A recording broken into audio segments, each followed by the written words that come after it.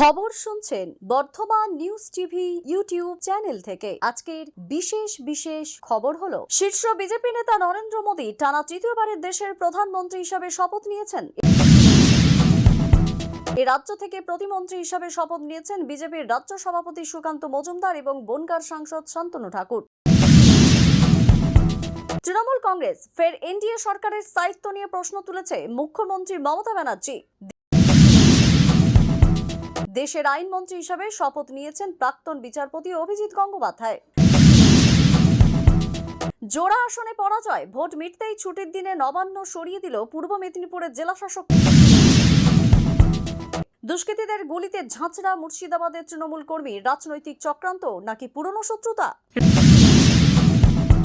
রাজ্য সরকারের সমুদ্র সাথী প্রকল্পের জন্য আবেদনের সময়সীমা 15 জুলাই পর্যন্ত বাড়ছে।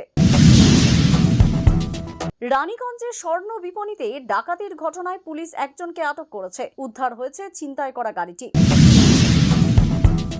দক্ষিণবঙ্গের কয়েকটি জেলায় ফের তাপপ্রবাহের পরিস্থিতি। প্রতিদিন নিয়মিত খবর শোনার জন্য বর্তমান নিউজ টিভি চ্যানেলটিকে সাবস্ক্রাইব করুন। আসছি বিস্তারিত খবরে। প্রবীণ বিজেপি নেতা নরেন্দ্র মোদী গতকাল তৃতীয়বারের জন্য দেশের প্রধানমন্ত্রী হিসেবে শপথ নিয়েছেন। দিল্লিতে সন্ধ্যায় রাষ্ট্রপতি ভবন চত্বরে এক অনুষ্ঠানে শ্রী মোদীকে পদ ও মন্ত্রীগুপ্তির শপথ পাঠ করান রাষ্ট্রপতি দ্রৌপদী মুর্মু। এ রাজ্য থেকে মন্ত্রিসভায় এলেন দুজন। সুকান্ত মজুমদার কেন্দ্রীয় প্রতিমন্ত্রী হিসেবে শপথ করতেই উৎসবে মেতে ওঠেন বালুরঘাটের দলীয় কর্মী সমর্থকরা। বের হয় বর্ণাঢ্য মিছিল, চলে মিষ্টি বিতরণ। প্রতিমন্ত্রী হিসেবে শপথ নেন উত্তর 24 পরগনার বনগাঁর সাংসদ শান্তনু ঠাকুর। ঠাকুর বাড়িতে ডঙ্কা খোল বাজিয়ে আনন্দ উল্লাস প্রকাশ করেছে মতুয়ারা। অন্যদিকে তৃণমূল কংগ্রেসের নেত্রী মুখ্যমন্ত্রী মমতা ব্যানার্জির পর ফের এনডিএ সরকারের স্থায়িত্ব নিয়ে প্রশ্ন তুলেছেন দলের নেতা রাজ্যের মন্ত্রী ফিরহাদ হাকিম। ঘাটাল মাস্টার প্ল্যানের দ্রুত রূপায়ণ এবং রাজ্যের বকেয়া টাকা যাতে দ্রুত মিটিয়ে দেওয়া হয় সেজন্য প্রধানমন্ত্রীর কাছে আর্জি জানিয়েছেন ঘাটালের সাংসদ অভিনেতা দীপক অধিকারী দেব।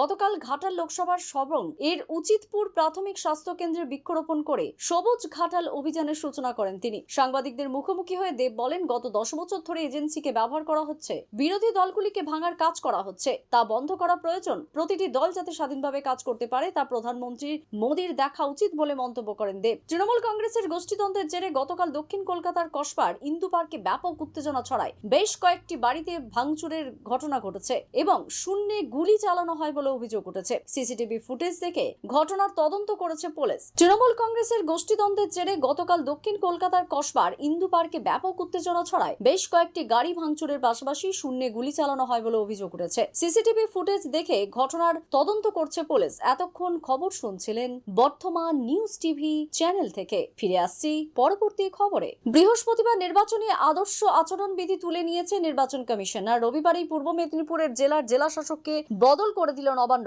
ঘটনাচক্রের বিরোধী দলনেতা শুভেন্দু অধিকারীর জেলা পূর্ব মেদিনীপুরের 2টি আসনেই পরাজিত হয়েছেন তৃণমূলের প্রার্থীরা। কালীঘাটের বৈঠক শেষে শনিবার কাঁথি ও তমলুকে হারের জন্য নির্বাচন কমিশনকে কাঠগড়ায় তুলেছিলেন মুখ্যমন্ত্রী মমতা বন্দ্যোপাধ্যায়। ওই আসনগুলিতে জেলা শাসক, পুলিশ সুপার ও আইসিদের সরিয়ে দিয়ে ষড়যন্ত্র করে আড়ানো হয়েছে বলে অভিযোগ করেন তিনি। রবিবার বিজ্ঞপ্তি জারি করে জানিয়ে দেওয়া হয়েছে, পূর্ব মেদিনীপুর জেলার জেলা শাসক জয়শ্রী দাশগুপ্তকে কর্মীবর্গ ও প্রশাসনিক সংস্কার দপ্তরের বিশেষ দায়িত্ব আনা হয়েছে। ভোট চলাকালীন পূর্ব মেদিনীপুর জেলার জেলা শাসক তানভীর আজমলকে সরিয়ে জয়শ্রীকে দায়িত্ব দিয়েছিল নির্বাচন কমিশন, কিন্তু নির্বাচন প্রক্রিয়া সম্পন্ন হওয়ার পরেই জেলা শাসককে নবান্নে আনা হচ্ছে। তবে পূর্ব মেদিনীপুর জেলার জেলা শাসক পদে তানভীরকে ফিরিয়ে আনা হবে কিনা তা নবান্ন স্পষ্ট করেনি। অধিকারী পরিবার যতদিন তৃণমূলে ছিল ততদিন পূর্ব মেদিনীপুর জেলার কাঁথি ও তমলুক আসনে থাকতো শাসক দলের দখলে। বাম জামানার শেষ দিকে এই জেলার 2টি আসনে জিততে শুরু করে তৃণমূল। তমলুক আসনে শুভেন্দু ও কাঁথি আসনে সাংসদ হন তার বাবা শিশির অধিকারী। 2014 সালেও এই পিতাপুত্রই ফের সাংসদ হন, কিন্তু 2016 সালে মমতা বন্দ্যোপাধ্যায় শুভেন্দুকে রাজ্য মন্ত্রিসভায় ফিরিয়ে আনেন।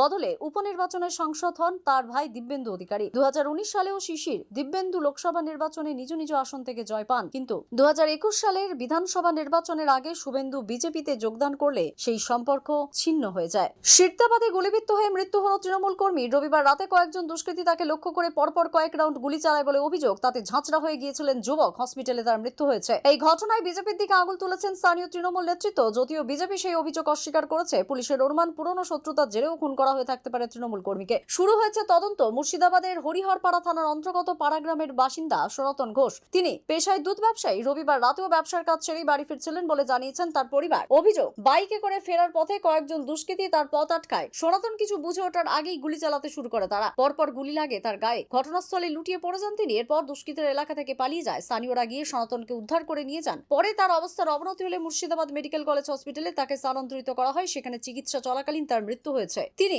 এলাকার দীর্ঘদিনের তৃণমূল কর্মী হিসেবে পরিচিত। স্থানীয় তৃণমূল কর্মী রকি শেখ বলেন, এই খুনের নেপথ্যে রয়েছে বিজেপি চক্রান্ত। লোকসভা ভোটে এলাকায় তৃণমূলের পক্ষে গুরুত্বপূর্ণ ভূমিকা নিয়েছিলেন সনাতন, সেই কারণেই তাকে খুন করা হয়েছে। এমনিতেই ওই দিকের বুথ বিজেপির উৎখাত বেশি। এবারে ভোটেও এই বুথে বিজেপি বেশি ভোট পেয়েছে। তৃণমূলের অভিযোগ অস্বীকার করে জেলা বিজেপির সভাপতি শাখারাফ সরকার বলেন, যিনি খুন হয়েছেন তিনি নিজেও দুষ্কৃতী। তৃণমূলের দুষ্কৃতীতে অন্তর্দ্বন্দ্বের এই খুনের ঘটনা ঘটেছে বলে প্রাথমিকভাবে জানতে পেরেছি। এর সঙ্গে বিজেপির কোনো সম্পর্ক নেই।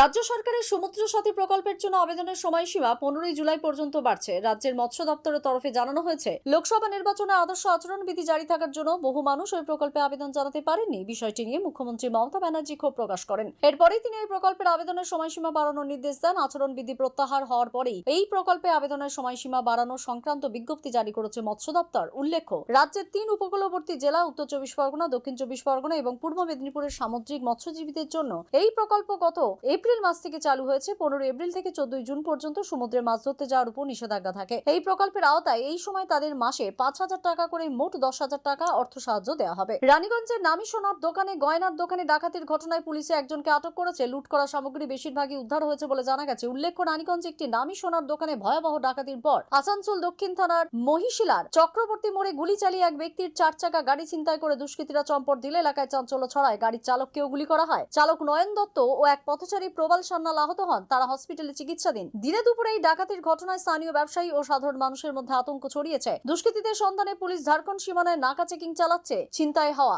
গাড়িটি উদ্ধার হয়েছে। খবর শুনছেন বর্তমান নিউজ টিভি চ্যানেল থেকে। ফিরে আসছি পরবর্তী খবরে। হাওড়ার জগৎবল্লভপুরের মুন্সিরহাটে গতকাল সকেট বোমা উদ্ধার হওয়ার ঘটনায় চাঞ্চল্য ছড়ায়। বিডিও অফিস থেকে কিছুটা দূরে একটি চালের গোডাউনের কাছে বোমা গুলি পড়েছিল। স্থানীয়রা বোমাগুলি দেখতে পেয়ে পুলিশে খবর দেয়।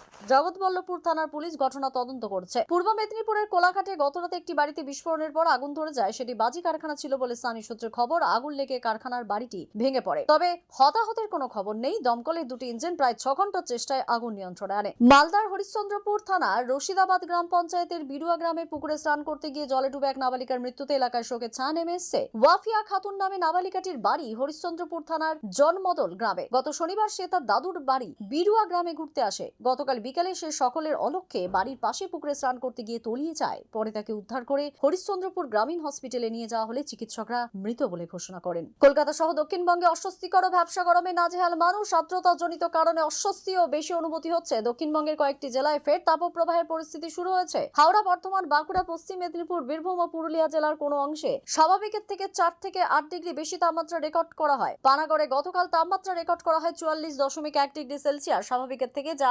8.4 ডিগ্রি বেশি। কলাইকুণ্ডায় তাপমাত্রা 43.9, বাঁকুড়ায় 42.3, শ্রীনিকেতনে 41 ও পুরুলিয়াতে 42.7 ডিগ্রি সেলসিয়াস। এদিকে কলকাতায় আজ সর্বনিম্ন তাপমাত্রা রেকর্ড করা হয়েছে 30.4 ডিগ্রি সেলসিয়াস, স্বাভাবিকের থেকে যা 3.2 ডিগ্রি বেশি। সর্বোচ্চ তাপমাত্রা 39 ডিগ্রির আশেপাশে থাকার সম্ভাবনা। রবিবার শপথ গ্রহণ অনুষ্ঠান। আজ প্রধানমন্ত্রী পদে শপথ নেবেন নরেন্দ্র মোদী। তার সঙ্গে শপথ নিতে পারেন আরো 30 জন মন্ত্রী। আর সেই শপথ গ্রহণ অনুষ্ঠানে আমন্ত্রণ পেয়েছেন ব্যারাকপুরের বিজেপি নেতা অর্জুন সিং। দিল্লির উদ্দেশ্যে ইতিমধ্যে রওনা দিয়েছেন অর্জুন সিং। এদিন দিল্লি উড়ে যাওয়ার আগে সাংবাদিকদের মুখোমুখি হন অর্জুন সিং। তিনি বলেন, পার্টির তরফ থেকে ডাক পড়েছে, সেই কারণেই যাচ্ছি। যেহেতু মোদীজির শপথ রয়েছে সেই কারণে যাওয়া। এরপর বিজেপির খারাপ ফলাফল নিয়ে মুখ খোলেন অর্জুন সিং। তার অভিযোগ, জোর করে ভোট করানো, জোর করে ডিউটি করানো, অবজারভার গুলো পয়সা পেয়ে বিক্রি হয়ে গেছে। এই রকম অনেক রকম ব্যাপার আছে। তবে বর্ষীয় নেতাদের মন্তব্য নিয়ে মুখ খোলেন অর্জুন। বিজেপি নেতা বলেন, আমি এটা বিশ্বাস করি না। দলের কর্মীরা যথেষ্ট কাজ করেছে, তাই সকলের সামনে এই প্রসঙ্গ না তোলাই উচিত। আমি কি করতে পেরেছি এবং ইলেকশন কমিশনের ভূমিকা সারা বাংলার মানুষ স্পষ্ট দেখেছে। আর দলের কথা দলের অন্তরেই বলা উচিত। প্রসঙ্গত, লোকসভা নির্বাচনের পূর্বে তৃণমূল থেকে টিকিট না পেয়ে বিজেপিতে যোগদান করেছিলেন অর্জুন সিং। তার বিপরীতে লড়াই করেন তৃণমূলের পার্থ ভৌমিক। তবে তৃণমূল প্রার্থীর কাছে পরাজিত হতে হয় তাকে। প্রায় 64,500 ভোটে পার্থক্য রয়েছে তাদের মধ্যে। খবর আজকের মতো এই পর্যন্তই। ধন্যবাদ।